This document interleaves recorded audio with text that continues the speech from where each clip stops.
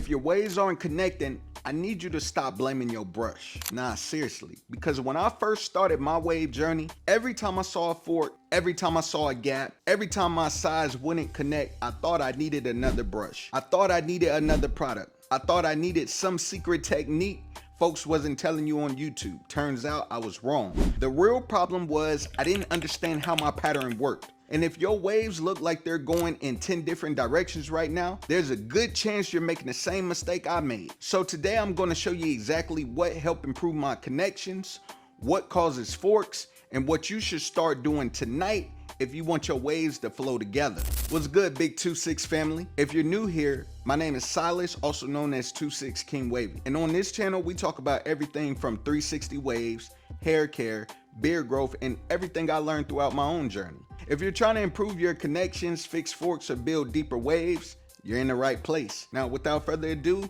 let's get into it. Now, before we talk about fixing connections, we need to understand what they actually are. A connection is simply where two sections of your pattern flow together smoothly. Your front connects into your sides connects into your crown connects into your back. Those sections stop flowing together, that's when you start seeing forks. And trust me, forks can be frustrating, especially when you're putting in brush work every single day and still not seeing the progress you want. One thing I've learned is that most forks aren't caused by a lack of brushing, they're caused by brushing in the wrong direction. A lot of beginners think they can brush every section the same exact way, straight down, straight back, same angle everywhere. But your hair doesn't grow that way.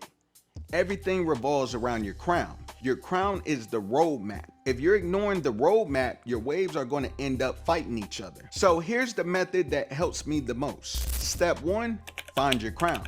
Before you pick up a brush, spend a few minutes looking at your pattern. Use a mirror. Look at where your hair naturally wants to flow. Your crown is the center of everything. Every angle on your head starts there. If you don't know where your crown is, the first thing you need to do is figure that out. And the crown is that bald spot in the middle of your head that people refer to. Step 2, follow your pattern. This is where patience comes in. On the sides, don't just brush straight down because somebody on YouTube told you to. Follow the direction your hair naturally wants to flow. On one side, that may be slightly diagonal. On the other section, it may be more downward. Your goal is to train your hair, not fight it. Step 3, focus on connection areas. This is the part that changed everything for me. Most people brush the major sections of their head, but completely ignore the transition areas. The transition areas are where your front meets your sides, where your sides meets your crown, and where your crown meets your back.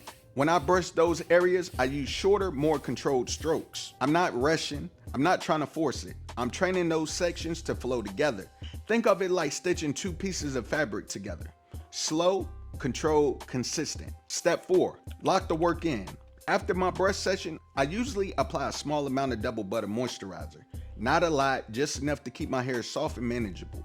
Then I put on my do-rag. The brush session trains the hair, the do-rag helps keep everything in place. Both matter. Now let's talk about the biggest mistake I see. Inconsistency. Not brush angles, not products, not brushes. Inconsistency. Some people brush an hour a day, skip the next 2 days, then wonder why their connections aren't improving. Waves don't work like that. Your hair needs consistent training. That's why I always tell people to trust the process. You don't need perfect brush sessions. You need consistent brush sessions. Another mistake I see is people letting their hair get too dry. Dry hair doesn't train well. Dry hair doesn't lay well. That's why I focus so much on moisture. Whether that's a hot rag, a moisturizer, or a washing style, healthy hair responds better. Check it out, y'all. If you're struggling with forks or weak connections, start with your pattern. Start with your angles. Start with consistency. And most importantly, give it time. Your connections aren't going to magically improve overnight. But if you stay consistent for the next 30 days, I think you'll be surprised by the progress you make.